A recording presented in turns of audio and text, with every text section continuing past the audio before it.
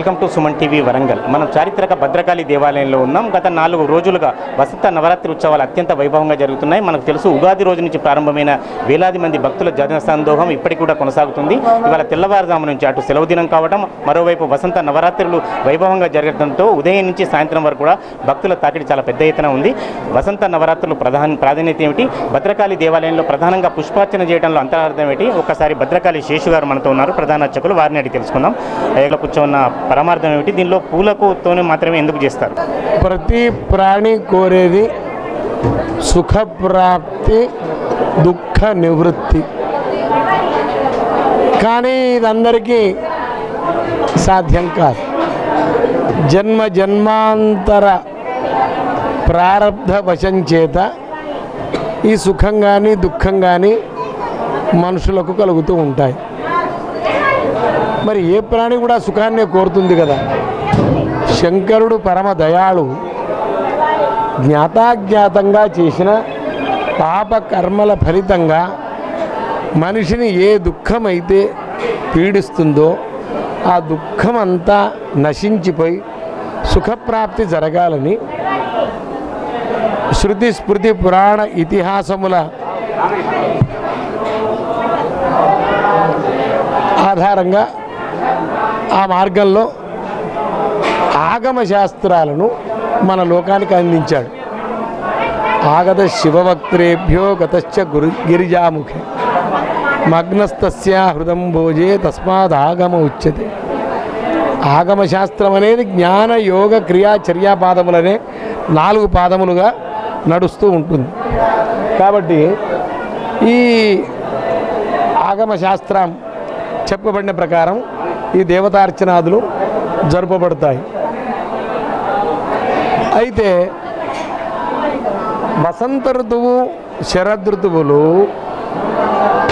ప్రజలకు యమదంష్టుల వంటివి.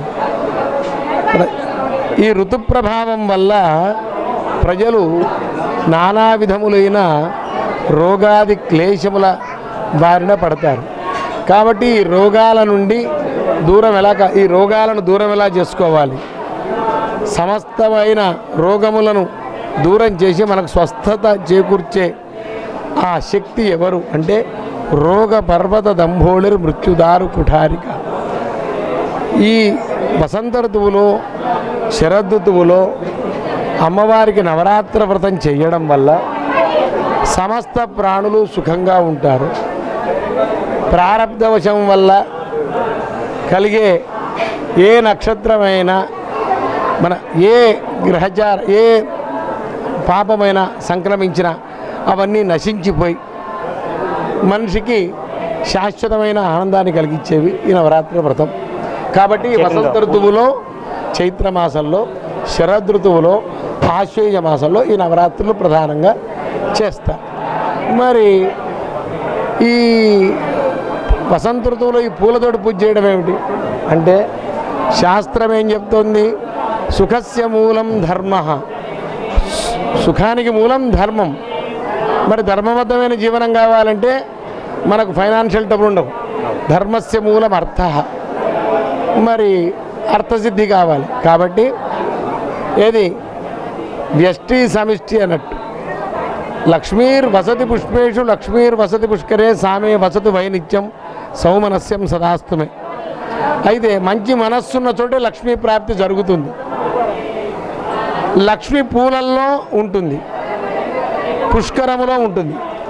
గుణ విశేషే ఫల విశేష అనే న్యాయం మేరకు ఈ లక్ష్మీమయమైన పూలతోటి అమ్మవారికి అర్చన జరపడం వల్ల దారిద్ర్యం తొలగిపోతుంది, లక్ష్మీ ప్రాప్తి కలుగుతుంది, సకల జనులు సుఖ సంతోషాలతో వర్ధిల్లుతారని ఈ లక్ష పుష్పార్చన ప్రతినిత్యం ఈ 9 రోజులలో విశేషంగా జరుపుతారు. స్వామి, నవరాత్రుల్లో రోజు ఒకే రకమైన పూలతో చేస్తారా, లేకపోతే రోజుకొక రకమైన పూలతో? అట్లే ఒక్కొక్క రకమైన పూలతో ఒక్కొక్క పూజ చేస్తారు.